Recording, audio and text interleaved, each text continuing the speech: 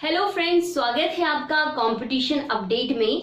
मैं सारिका आज आपके लिए लेके आई हूं एक बहुत बेसिक और कॉमन टॉपिक, लेकिन बहुत इंपॉर्टेंट टॉपिक। वो है नेशनल सिंबल यानी राष्ट्रीय प्रतीक।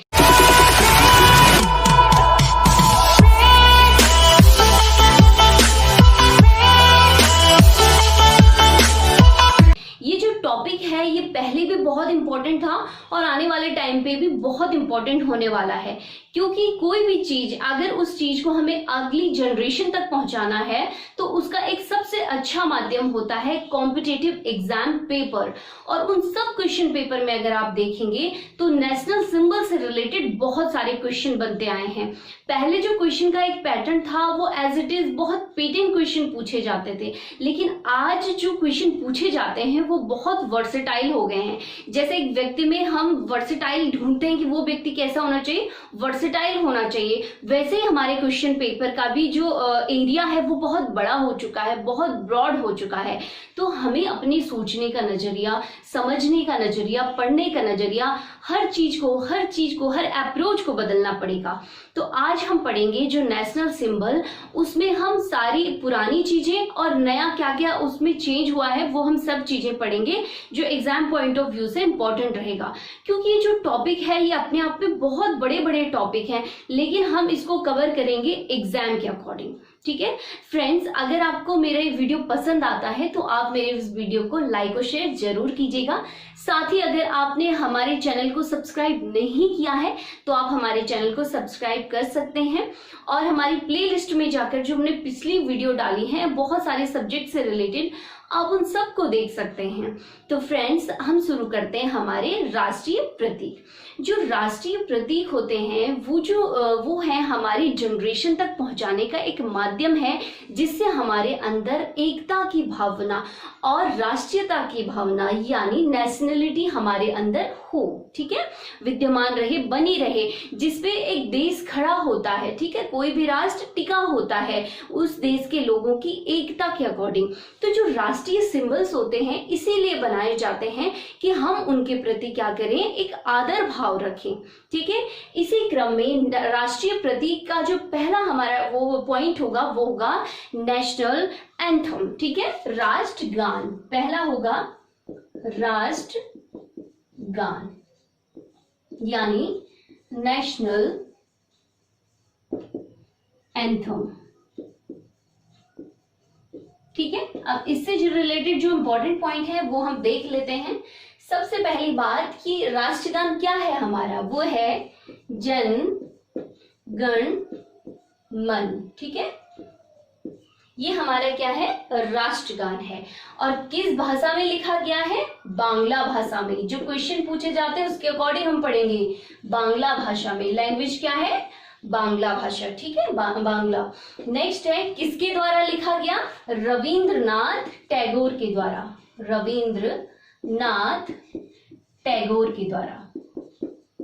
ठीक है, इसको गाने का इसका एक टाइम होता है कि नेशनल एंथम को हम कितने टाइम में, एक आइडियल टाइम होता है कितने टाइम में गाना चाहिए, तो वो है जो टाइम होगा वो होगा 52 सेकेंड।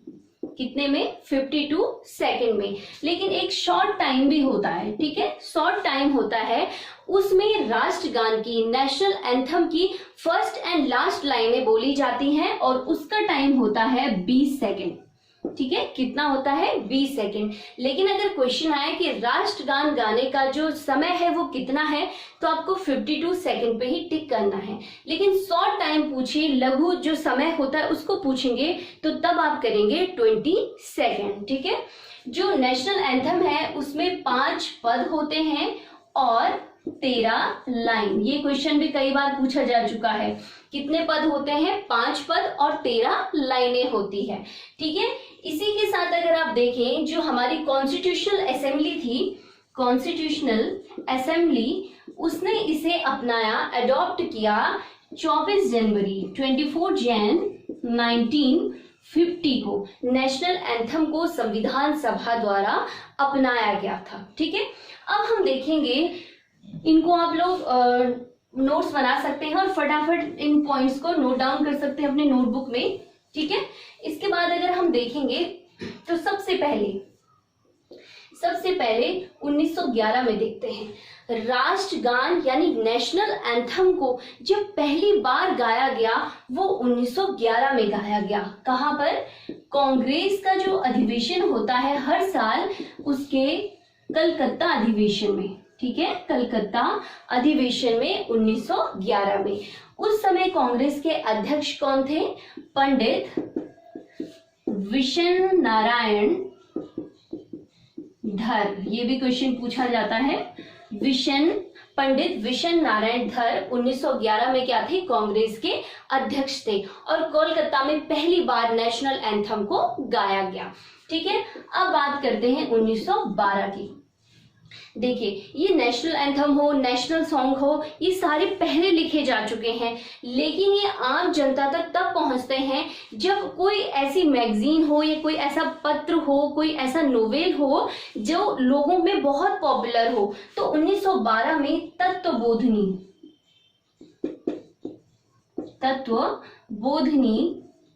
एक मैगजीन थी, इसमें पब्लिश किया गया नेशनल एंथम को। ठीक है, और लोगों तक तब पहुंचाए। ठीक है, पब्लिश करने का जो इंटेंशन होता है वो यही होता है कि हम उसे पब्लिक तक पहुंचाएं।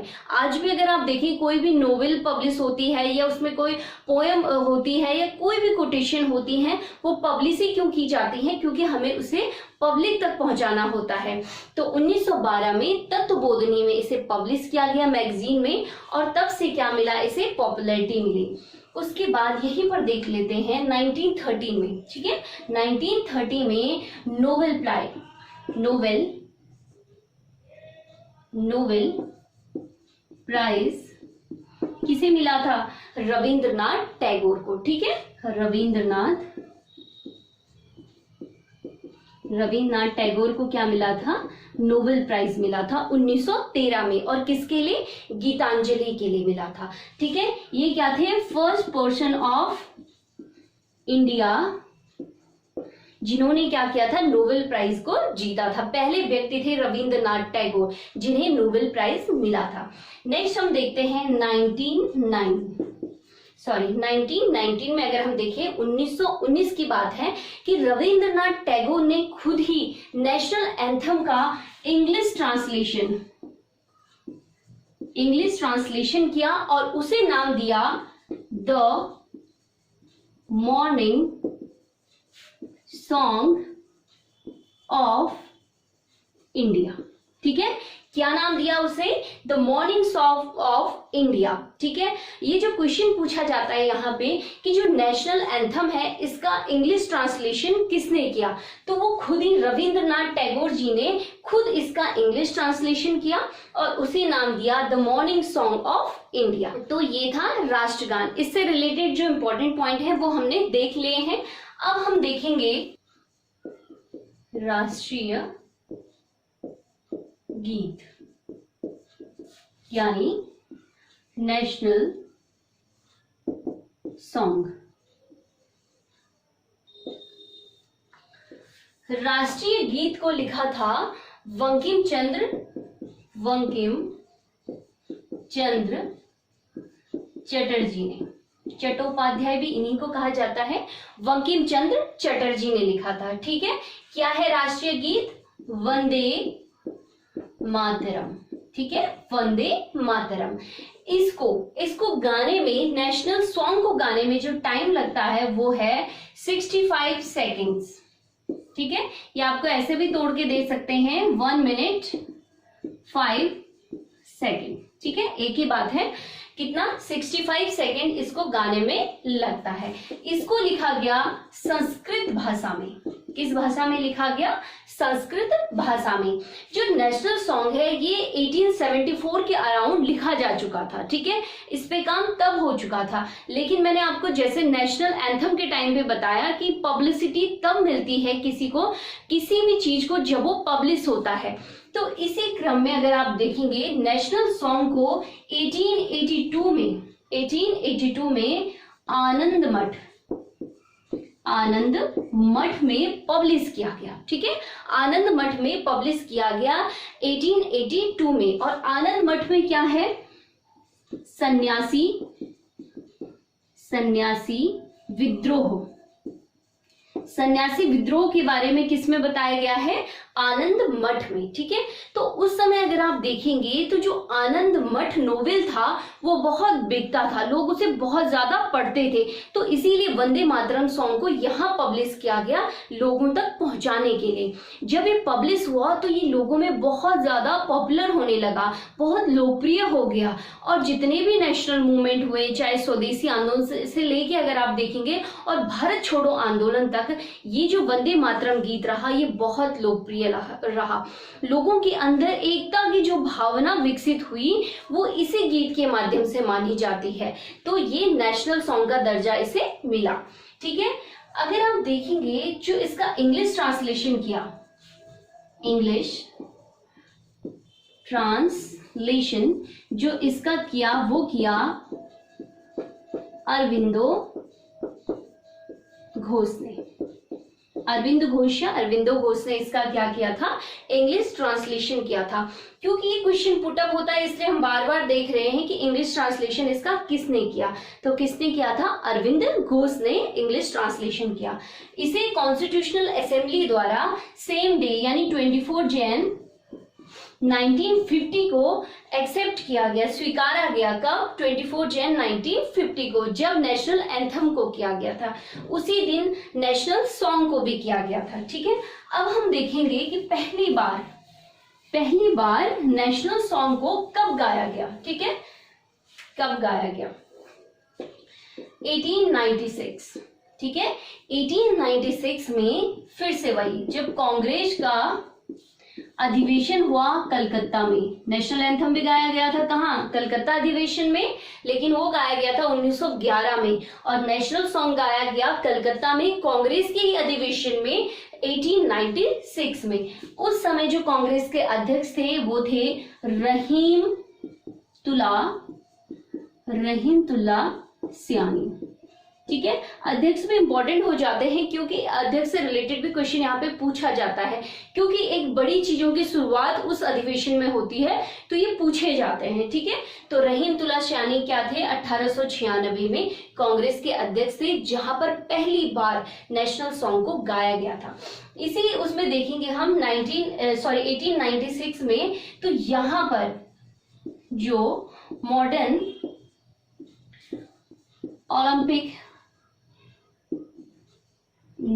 ओलंपिक गेम थे वो भी स्टार्ट हुए थे 1896 में। और कहां से?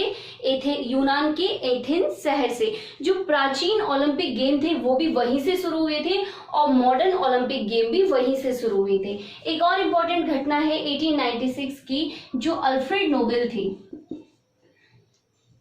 अल्फ्रेड नोबेल, जिनकी याद में नोबेल प्राइज दिया जाता है। इससे 5 साल बाद दिया गया नोबेल प्राइज, 1901 में स्टार्ट किया गया। तो इनकी जो मृत्यु हुई थी वो भी 1896 में हुई थी। ठीक है, तो 3 बड़ी घटनाएं 1896 में हुई थी। पहली बार नेशनल सॉन्ग गाया गया, मॉडर्न ओलंपिक गेम स्टार्ट हुए और अल्फ्रेड नोबेल की मृत्यु हुई थी। इन्हीं की याद में नोबेल प्राइज दिया जाता है। ठीक है, अगर आप देखें नेशनल सॉन्ग को, नेशनल सॉन्ग जो है जब भी क्वेश्चन में आया था एक बार क्वेश्चन पेपर में कि जब भी आकाशवाणी और दूरदर्शन के डेली प्रोग्राम शुरू होते हैं, दैनिक दिनचर्या जब उनकी शुरू होती है तो उसमें कौन सी धुन बजाई जाती है? तो वो धुन बजाई जाती है नेशनल सॉन्ग की, वंदे मातरम की। ठीक है, इसको ध्यान देंगे आप लोग। अब हम इसके बाद देखेंगे नेशनल फ्लैग यानी राष्ट्रीय ध्वज। ठीक है, national flag, national flag. National flag क्या है हमारा? ट्राई कलर यानी तिरंगा। ठीक है, जो राष्ट्रीय ध्वज है वो कौन सा है? तिरंगा। इसमें 3 रंग की क्या होती हैं? पट्टियां होती हैं, आप सब जानते हैं। क्वेश्चन पेपर में पूछा जाता है ये कि ऊपर कौन सा रंग है, बीच में कौन सा रंग है और नीचे कौन सा रंग है। ठीक है, तो आपको ध्यान देना है, आप सबको पता होना चाहिए हमारा नेशनल फ्लैग कैसा है और उसकी इंपॉर्टेंस क्या है। ठीक है, उसके ऊपर सबसे पहले अगर नेशनल फ्लैग आपको स्क्रीन में भी दिख रहा है, नेशनल फ्लैग के सबसे ऊपर अगर आप देखें सबसे ऊपर जो रंग है वो है सेफ्रॉन, केसरिया रंग है। और केसरिया रंग जो दर्शाता है वो वीरता का परिचय देता है, बलिदान का परिचय देता है, ठीक है, हमारी दृढ़ निश्चितता का परिचय देता है। कौन परिचय देता है? Saffron colour. उसके बाद आ जाता है व्हाइट, जो सफेद रंग है वो शांति का प्रतीक है। तीसरा आ जाता है ग्रीन, सबसे नीचे कौन सा कलर है? ग्रीन। जो ग्रीन कलर है वो सुख और समृद्धि के लिए सुख और समृद्धि को दर्शाता है, ठीक है। तो 3 कलर हैं। इनके सेंटर में अगर आप व्हाइट कलर में देखेंगे तो एक चक्र बना हुआ है, ठीक है, एक सर्कल है जिसमें कितनी तिलियां हैं? 24 तिलियां हैं। और इस सर्कल जो कलर है वो ब्लू है। अगर क्वेश्चन पेपर में आता है सिंपल क्वेश्चन ब्लू आया ऑप्शन में, तो आप ब्लू टिक करेंगे, लेकिन ब्लू में भी अगर ऑप्शन आए तो आप नेवी ब्लू टिक करेंगे, ठीक है। इसमें कितनी तिलियां हैं? 24 तिलियां हैं, जो ये दर्शाता है कि ये 24 पहल, ये जो भारत है ये 24 घंटे निरंतर क्या है? प्रगतिशील है, बढ़ता ही जा रहा है, ठीक है। इसकी जो ग्रोथ है वो बढ़ती जा रही है। तो ये जो सर्कल है ये हमने कहां से लिया है? सारनाथ के अशोक स्तंभ से, अशोक स्तंभ से ये सर्कल लिया गया है। इसके बाद अगर हम देखें कि जो इसकी लेंथ होती है, लेंथ और विड्थ का क्या होता है? एक रेशियो होता है, ठीक है। किस किस का? लंबाई और चौड़ाई का एक रेशियो होता है जो होता है 3:2, ठीक है। कितना भी बड़ा फ्लैग बन जाए उसमें जो रेशियो होगा वो 3:2 का ही होगा, ठीक है। क्वेश्चन पूछा जाता है कि रेशियो कैसा होगा। बेसिकली क्वेश्चन लेंथ और विड्थ के अकॉर्डिंग ही पूछा जाता है, लेकिन आपको कंफ्यूज करने के लिए कभी विड्थ रेशियो लेंथ पूछ सकते हैं, तो आपको 2:3 करना है। लेकिन ये बहुत रेयर चांसेस हैं कि ऐसा पूछा जाए, लेकिन पूछा क्या जाता है? सिर्फ और सिर्फ जो रेशियो है 3:2 का होना चाहिए। अब हम देखते हैं जो राष्ट्रीय ध्वज है, राष्ट्रीय ध्वज को अपनाया गया था 22 जुलाई 1947 में, 22 जुलाई 1947 को, यानी आजादी से पहले हमने राष्ट्र ध्वज को अपना लिया था। अगर हम देखें थोड़ा सा पीछे जाके देखें हम इतिहास में, तो जब ब्रिटिश उपनिवेश भारत था तो उस समय ब्रिटिश यहाँ पर अपना झंडा लगाते थे, थोड़े से उसमें एक्सचेंज करते, किस प्रकार से ब्रिटिश का राज है तो वो अपना फ्लैग यूज करते थे। उसके बाद अगर आप सबसे पहले देखें तो स्वामी विवेकानंद जी के एक शिष्या थी निवेदिता, उन्होंने पहली बार भारत का राष्ट्रीय झंडा बनाया, ठीक है। लेकिन इसको माना नहीं जाता है, जो क्वेश्चन पेपर आता है और उसमें जो आगे मैं बताऊंगी वो माना जाता है, ठीक है। निवेदिता ने पहली बार ये प्रयास किया था कि हमारे देश का अपना एक ध्वज होना चाहिए, ठीक है। और 1906 में जब अधिवेशन हुआ था कांग्रेस का, वहां पर ये फहराया भी गया था। लेकिन आप देखिएगा जब 1907 का टाइम आया, नेक्स्ट ईयर में 1907 में क्या हुआ कि मैडम कामा, आप सबने नाम सुना है इनका। मैडम कामा ने पेरिस में राष्ट्रीय ध्वज को फहराया, नेशनल फ्लैग को फहराया, ठीक है, कुछ क्रांतिकारी, कुछ आंदोलनकारियों के साथ।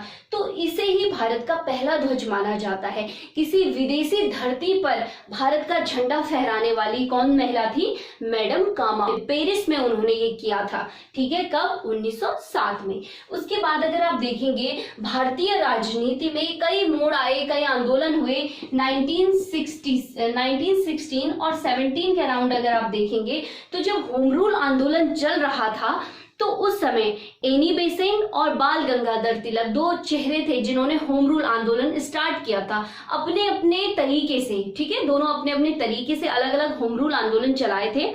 उस समय पॉपुलरिटी नेशनल ध्वज को तब भी मिली थी, ठीक है। लोगों में एकता लाने के लिए तब भी नेशनल ध्वज का प्रयोग एनी बेसेंट और तिलक ने किया था, ठीक है। तो एक स्टेप है ये नेशनल फ्लैग का आगे बढ़ने का एक स्टेप था।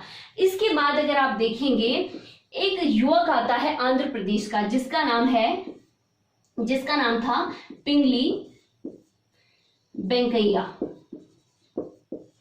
और यही वो हैं जो राष्ट्रीय ध्वज के डिजाइनर हैं, ठीक है। नेशनल फ्लैग को जिन्होंने डिजाइन किया वो पिंगली वेंकैया ने किया, और कहाँ के थे ये? आंध्र प्रदेश के थे। इन्होंने जब नेशनल ध्वज को डिजाइन किया तो इन्होंने गांधी जी को जाके वो ध्वज दिया।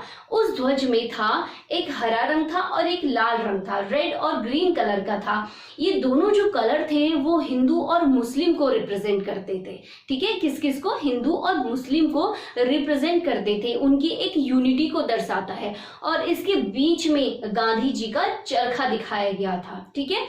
बाद में उसको मॉडिफाई किया गया था, और लेकिन डिजाइन करता कौन माने जाते हैं? पिंगली वेंकैया माने जाते हैं। उसके बाद 22 जुलाई 1947 को जो हमारा मॉडर्न फ्लैग है, ठीक है, आप जो प्रॉपर अभी आपको दिखता है, वो जो हमारा मॉडर्न फ्लैग है वो कब एक्सेप्ट किया गया था? 22 जुलाई 1947 को। तब से उसमें अभी भी कोई भी चेंज नहीं किया गया है, वो एज इट इज ही है, ठीक है। इसके बाद अगर हम देखें जो राष्ट्रीय ध्वज है, ठीक है, नेशनल फ्लैग है, पहले हम देख लेते हैं। जो राष्ट्रीय ध्वज है उस पर एक सॉन्ग बना था, कौन सा? इसको बोलते हैं flag song. Flag song, flag song को लिखा था श्यामालाल गुप्त पार्षद ने। बहुत बार क्वेश्चन पूछा जाता है, ठीक है। और ये कौन सा है सॉन्ग? विजयी विश्व तिरंगा प्यारा, ठीक है, विजयी विश्व तिरंगा प्यारा। ये नेशनल सॉन्ग है, ठीक है, सॉरी ये फ्लैग सॉन्ग है। किसने लिखा था? श्यामालाल गुप्त पार्षद ने, ठीक है। अब हम देखते हैं जो हमारा राष्ट्रीय ध्वज है, ठीक है, जो राष्ट्रीय ध्वज है वो कुछ मौकों पर, जैसे रिपब्लिक डे, इंडिपेंडेंस डे और जो 2 अक्टूबर आता है, इसी टाइम पे अगर आप देखेंगे तो राष्ट्रीय ध्वज को फहराया जाता था। यह राष्ट्रीय ध्वज है उसको लगाया जाता था राष्ट्रपति, प्रधानमंत्री, जो बड़े बड़े पदाधिकारी थे उनके द्वारा प्रयोग में लाया जाता था। लेकिन 2004 में, बहुत इंपॉर्टेंट है, मैंने पिछली वीडियो में भी बताया था जब हम फंडामेंटल राइट पढ़ रहे थे, जब 2004 में सुप्रीम कोर्ट ने डिसीजन दिया कि प्रत्येक हिंदुस्तानी का ये अधिकार है, ये उसका फंडामेंटल राइट है कि वो ध्वज को फहरा सकता है, ठीक है, उसको फहरा सकता है। कुछ कंडीशंस होती हैं वो अप्लाई करनी होती हैं, उसका अनादर बिल्कुल नहीं करना है और उसको मान देना है हमेशा, ठीक है, लेकिन प्रत्येक व्यक्ति को अधिकार है, ठीक है। इसके बाद अगर आप देखेंगे तो आर्टिकल 19(1)(a) में हमारा ये मौलिक अधिकार है झंडा फहराने का, प्रत्येक नागरिक का। वहीं पर अगर आप देखेंगे फंडामेंटल ड्यूटी में, जो पहली फंडामेंटल ड्यूटी है वो भी क्या कहती है कि प्रत्येक नागरिक का यह कर्तव्य है कि वो अपने संविधान, उसकी संस्था, राष्ट्रगान और राष्ट्रध्वज का आदर करें। तो इस प्रकार से ये हमारा एक फंडामेंटल राइट और फंडामेंटल ड्यूटी दोनों के अंतर्गत इंक्लूड है, दोनों में इंक्लूड है ये, ठीक है। कौन? National flag. अब हम देखते हैं जो नेशनल फ्लैग है इसको कुछ ही मौकों में क्या किया जाता था? यूज किया जाता था, मतलब फहराया जाता था। लेकिन सुप्रीम कोर्ट ने ये डिसीजन दिया और सबने मिलकर ये डिसीजन लिया कि क्यों ना राष्ट्रीय ध्वज को हर सिटी, हर टाउन में या हर स्टेट जो भी लगाना चाहता है वो लगा सकता है, ठीक है। इसकी ऊंचाई कितनी भी हो सकती है, लेकिन और आपने देखा भी है बहुत सारे जो जगह हैं, बहुत सारी जो सिटी हैं उनमें बहुत बड़े बड़े नेशनल फ्लैग लगे हुए हैं, ठीक है, वो लगे हुए हैं क्योंकि जो राष्ट्रीय ध्वज होता है वो प्रत्येक व्यक्ति के अंतर्गत एक ऊर्जा, ठीक है, एक एनर्जी प्रोवाइड करता है। तो इसीलिए उस राष्ट्र ध्वज को अंदर रखने की बजाय, ठीक है, कुछ ही मौकों पर बाहर निकालने की बजाय वो अगर हम उस चीज को हर दिन देखें तो हमारे अंदर एक नई एनर्जी हमेशा बनी रहेगी और देश में जो एक यूनिटी होनी चाहिए वो हमेशा रहेगी। तो इसीलिए बहुत शहरों में इसको लगाया गया है और भारत का जो सबसे ऊंचा झंडा लगा है अभी वो लगा है कर्नाटक के बेलगाम में, ठीक है,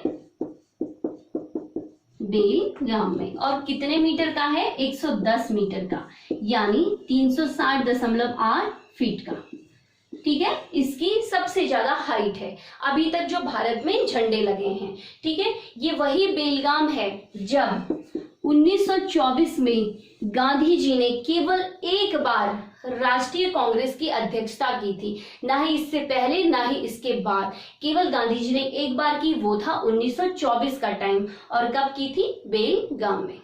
ठीक है, नेक्स्ट अगर हम देखें तो जो राष्ट्रीय ध्वज लगता है ये ऊंचाई पर और दिन रात जो फहराया जाता है, जो राष्ट्रीय ध्वज को आइडियल टाइम होता है इसको सूर्योदय पे फहराया जाता है, सूर्यास्त पर इसको निकाल दिया जाता है। लेकिन जब ये जो ऊंचे ऊंचे फ्लैग लगे हुए हैं, इतने हाइट में लगे हैं, इनको डेली तो ऐसा नहीं किया जा सकता ना कि रोज निकाला जाए, रोज फहराया जाए। तो इसकी एक कंडीशन है कि ये रात में भी ऐसे ही रहेंगे, बशर्ते इनमें 24 घंटे लाइट होनी चाहिए। ठीक है, अगर लाइट जाती भी है इनकेस तो इन्वर्टर इसमें हमेशा होना चाहिए, यानी हमारे राष्ट्रीय ध्वज में कभी भी अंधेरा नहीं रहना चाहिए। लाइट उसकी पहली क्या है? एक कंडीशन है। ठीक है, तो ये था नेशनल फ्लैग से रिलेटेड बहुत इंपॉर्टेंट, जो अपडेट भी थे वो भी सारे मैंने इसमें डाल दिए हैं, और जो पुराने क्वेश्चन से आते हैं वो भी इसमें इंक्लूड है। ठीक है, अब हम देखेंगे, नेक्स्ट हम देखेंगे राष्ट्रीय पंचांग। ठीक है, इससे ज्यादा क्वेश्चन नहीं पूछे जाते हैं। राष्ट्रीय पंचांग, राष्ट्रीय पंचांग, राष्ट्रीय पंचांग अगर आप देखें तो भारत का जो राष्ट्रीय पंचांग है वो शक संवत पर आधारित है। किस पर आधारित है? शक संवत पर आधारित है। और कौन सी शताब्दी में? 78 ईस्वी की ये बात हो रही है। ठीक है, क्वेश्चन पूछा जाता है किस पर आधारित है राष्ट्रीय पंचांग? शक संवत पर। और कौन से ईस्वी में स्टार्ट हुआ था? 78 की बात है। उस समय जो राजा थे वो कौन थे? कनिष्क, बहुत महान राजा हुए हैं। और कौन से वंश के थे? कुषाण वंश के। ठीक है, इससे रिलेटेड यही क्वेश्चन पूछे जाते हैं, आप इनको नोट डाउन कर सकते हैं। साथ ही साथ पूछा जाता है कि जो नेशनल कैलेंडर होता है, ठीक है, जो नेशनल कैलेंडर होता है उसका पहला महीना कौन सा होता है? तो उसका पहला महीना होता है चैत्र और लास्ट मंथ होता है फाल्गुन। अगर आप 12 के 12 महीने याद करेंगे तो वो आपके लिए बहुत इंपॉर्टेंट होंगे, बहुत हेल्पफुल होंगे, क्योंकि यहाँ पर जो क्वेश्चन पूछा जाता है 12 महीनों से पूछा जाता है कि इसके बाद कौन सा आता है, इससे पहले कौन सा आता है। लेकिन ज्यादातर जो क्वेश्चन पूछे गए हैं वो चैत्र और फाल्गुन से पूछे गए हैं। ठीक है, तो ये है राष्ट्रीय पंचांग। इसके बाद हम देखेंगे राज चिन्ह। राज चिन्ह यानी स्टेट एम्बलम ऑफ इंडिया। ठीक है, भारत का जो राज चिन्ह लिया गया है वो लिया गया है सारनाथ के अशोक स्तंभ से। सारनाथ के अशोक स्तंभ से बहुत बार क्वेश्चन पूछा जाता है। ठीक है, अगर आप सारनाथ का अशोक स्तंभ देखेंगे तो उसमें आपको दिखाई देंगे 3 शेर। ठीक है, 3 शेर दिखाई देंगे, लेकिन होते कितने हैं रियल में? 4। ठीक है, ये रियल होते हैं। रियल कितने होते हैं? 4, लेकिन दिखाई कितने देते हैं? 3। विजिबिलिटी में कितने होते हैं? 3। क्वेश्चन आता है कि जो सारनाथ जो हमारा राज चिन्ह है इसमें कितने सिंह यानी कितने लायन होते हैं? तो आप टिक मारेंगे 4, लेकिन पूछा जाएगा कितने दिखाई देते हैं, विजिबिलिटी में कितने दिखाई देते हैं? तो वो होंगे 3। ये एक दूसरे के अपोजिट फेस करके बैठे हैं, तो इसलिए जो पीछे वाला होता है वो दिखाई नहीं देता है। इसके बाद अगर हम देखें जो ये सिंह है इनके नीचे अगर आप देखें तो आपके राइट साइड में होगा बुल। इसके लेफ्ट साइड में अगर आप देखें तो होगा रनिंग हॉर्स। ठीक है, रनिंग हॉर्स है।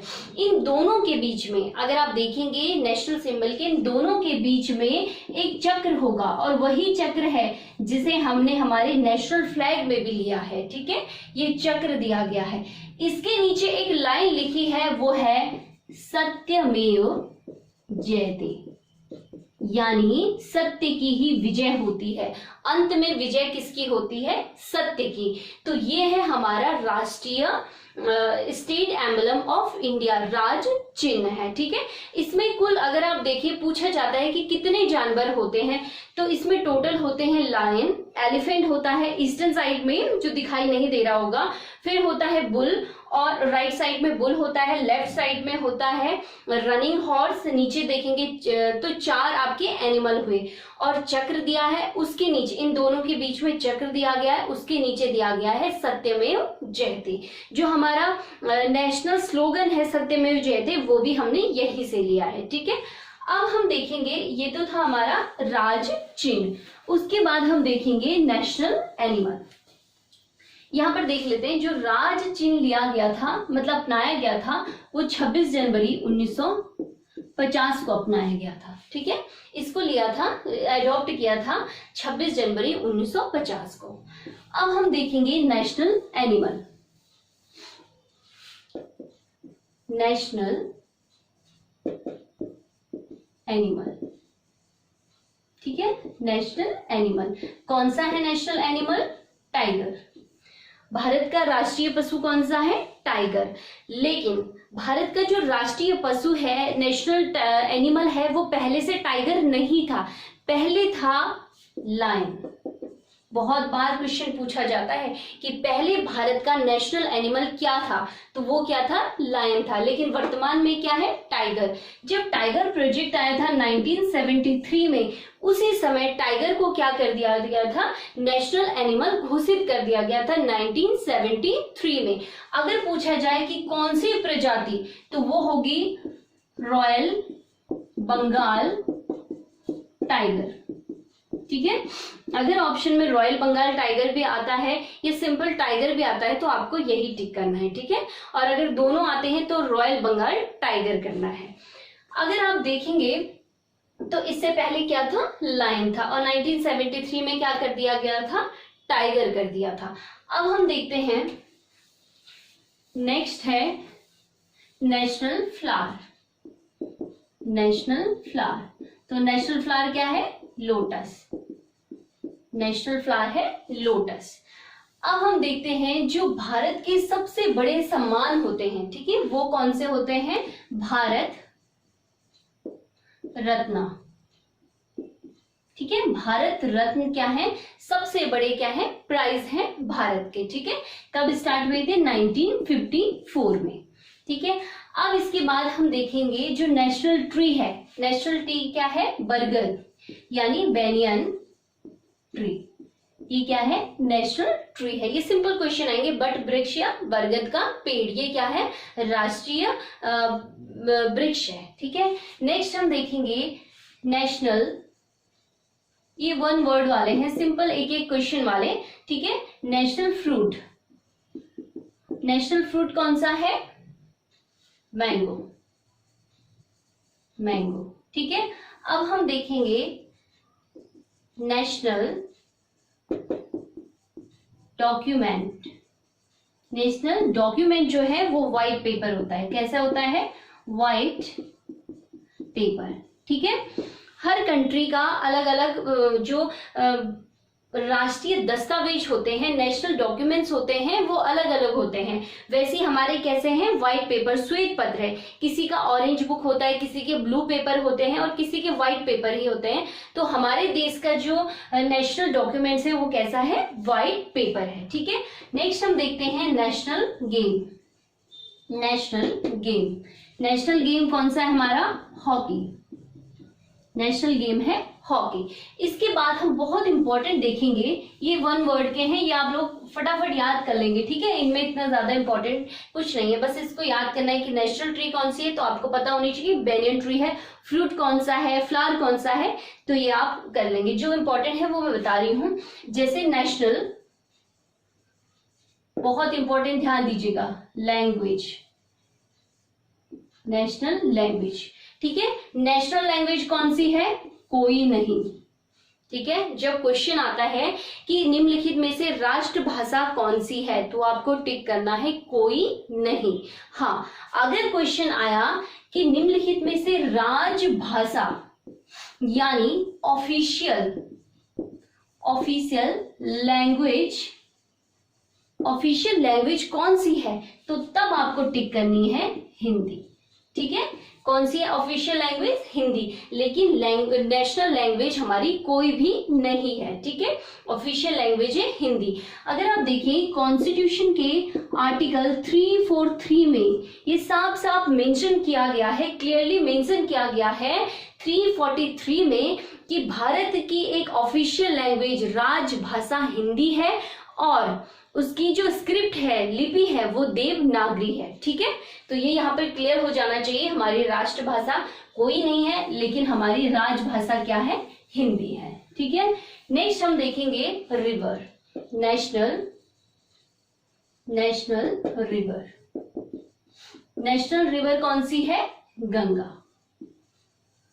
गंगा नेशनल रिवर है। और ये गंगा को मान्यता कब दिया गया, कब घोषित किया गया कि जो गंगा है वो हमारी नेशनल रिवर होगी? बहुत इंपॉर्टेंट पूछी जाती है डेट, नवंबर 2008 को ये घोषणा की गई कि जो गंगा है वो हमारी राष्ट्रीय नदी होगी। नेक्स्ट है नेशनल एक्वेटिक यानी वाटर एनिमल, यानी भारत का राष्ट्रीय जलीय जीव कौन सा है? तो वो है डॉल्फिन। डॉल्फिन, ठीक है, डॉल्फिन क्या है? जलीय जीव है, राष्ट्रीय जलीय जीव है। इसको डिसाइड किया गया, आप सब जानते हैं जो गंगा नदी घाटी प्राधिकरण होता है, इसकी जब मीटिंग होती है तो इसके अध्यक्ष होते हैं प्रधानमंत्री। ठीक है, कौन होते हैं अध्यक्ष? प्रधानमंत्री। और इस प्राधिकरण के जो मेंबर होते हैं इस एजेंसी के, वो राज्य के मुख्यमंत्री होते हैं जहां से गंगा गुजरती है। ठीक है, जहां से गंगा होकर बहती है, तो वो सारे स्टेट के मेंबर होते हैं मुख्यमंत्री। तो 2009 की बात है, जब ये मीटिंग चल रही थी 2009 में, तो उस समय इसके अध्यक्ष थे डॉक्टर मनमोहन सिंह और जो बिहार के मुख्यमंत्री नीतीश कुमार जी। नीतीश कुमार जी ने रिकमेंड किया कि डॉल्फिन को, जो गंगा डॉल्फिन है, उसे हमें नेशनल वाटर एनिमल घोषित कर देना चाहिए, क्योंकि जो गंगा डॉल्फिन है वो धीरे धीरे समाप्ति की ओर है। तो अगर हमें उसे प्रोटेक्ट करना है तो हमें उसे जलीय जीव घोषित करना होगा। तो उन्हीं के सुझाव पर 4 अक्टूबर 2009 को, ठीक है, डॉल्फिन को क्या कर दिया गया? नेशनल एक्वेटिक एनिमल घोषित कर दिया गया। ठीक है, अब हम देखेंगे national slogan. National slogan, national slogan, ठीक है, नेशनल स्लोगन क्या है? सत्यमेव जयते। सत्यमेव जयते। जो सत्यमेव जयते है वो किस उपनिषद से लिया गया है? मुंडक या मुंडको उपनिषद से। मुंडको उपनिषद से लिया गया है सत्यमेव जयते, यानी अंत में विजय किसकी होती है? सत्य की विजय होती है। जो उपनिषदों की संख्या है वो कितनी है? 108 है। और ध्यान रखना, मुंडको उपनिषद, मुंडक उपनिषद या मुंडको उपनिषद एक ही बात है। ठीक है, तो वहां से लिया गया है सत्यमेव जयते। जो हमारी नेशनल स्क्रिप्ट है, बहुत बार पूछा जाता है क्वेश्चन, नेशनल स्क्रिप्ट है, जो नेशनल स्क्रिप्ट कौन सी है? देवनागरी, यानी जो लिपि है भारत की वो कौन सी है? देवनागरी। अब हमारा एक और आ जाता है हेरिटेज एनिमल, यानी विरासत पशु है एलिफेंट। ठीक है, हाथी को विरासत पशु घोषित किया गया है। इसके बाद अगर आप देखेंगे तो जब हाथियों की संख्या बहुत कम होती जा रही थी, तो 1992 में 1992 में हाथी प्रोजेक्ट भी चलाया गया। जैसे टाइगर प्रोजेक्ट चलाया गया 1973 में, वैसे ही 1992 में एलिफेंट प्रोजेक्ट भी चलाया गया। ठीक है, तो ये थे हमारे नेशनल सिंबल, जो हमने टोटली सारे पढ़ चुके हैं हम, लेकिन यहाँ पर 1-2 पॉइंट छूट गए हैं, मैं आपको बता देती हूँ। जैसे गंगा, हमने बात की हमारे नेशनल रिवर गंगा की। जो गंगा का पानी है वो आप जानते हैं वो कितना पवित्र है, और उसमें कभी भी आप देखेंगे तो जो कीड़े होते हैं वो नहीं पड़ते हैं उसमें। ठीक है, उसको बहुत शुद्ध माना जाता है, कई सालों तक घर में रखा रहता है, लेकिन वो फिर भी शुद्ध ही रहता है। ठीक है, प्योर रहता है। साइंटिस्ट इसके पीछे लॉजिक देते हैं कि जो गंगा का वाटर है, जो गंगा वाटर है, इसमें एक बैक्टीरियोफेज नामक एक वायरस पाया जाता है जो कि जितने भी माइक्रो ऑर्गेनिज्म होते हैं और जितने भी बैक्टीरिया होता है उन सबको मार देता है। ठीक है, तो इस वजह से पानी क्या रहता है, हमेशा साफ रहता है। इसीलिए अगर आप देखेंगे तो इसका पानी हमेशा पवित्र माना जाता है। साथ ही हमारा एक और पॉइंट छूटा है कि जो टाइगर का वैज्ञानिक नाम है वो है पैंथेरा टिग्रिस। पैंथेरा टिग्रिस, ये इसका क्या है, साइंटिफिक नेम है। ठीक है, तो ये हमारे नेशनल सिंबल से रिलेटेड जितने भी इंपॉर्टेंट पॉइंट है, ये सारा टॉपिक हमने देखा है, एक ही वीडियो में इसको कवर किया है। तो आप ध्यान दीजिएगा, इस टॉपिक को एक साथ देख लीजिएगा, नोट्स बनाइएगा, और अगर कोई पॉइंट रह भी जाता है तो आप बुक से, इंटरनेट से इसको अपने नोट्स में ऐड कर सकते हैं। तो फ्रेंड्स, ये था हमारा आज का टॉपिक। अगर आपको मेरा ये वीडियो पसंद आता है तो प्लीज इसे लाइक और शेयर जरूर कीजिएगा, साथ ही हमारे चैनल को सब्सक्राइब जरूर कीजिएगा। चलिए मिलते हैं हम ऐसे ही नेक्स्ट टॉपिक में, होगा बहुत बेसिक और कॉमन लेकिन बहुत इंपॉर्टेंट। तो चलिए मिलते हैं नेक्स्ट वीडियो में, तब तक के लिए थैंक यू वेरी मच।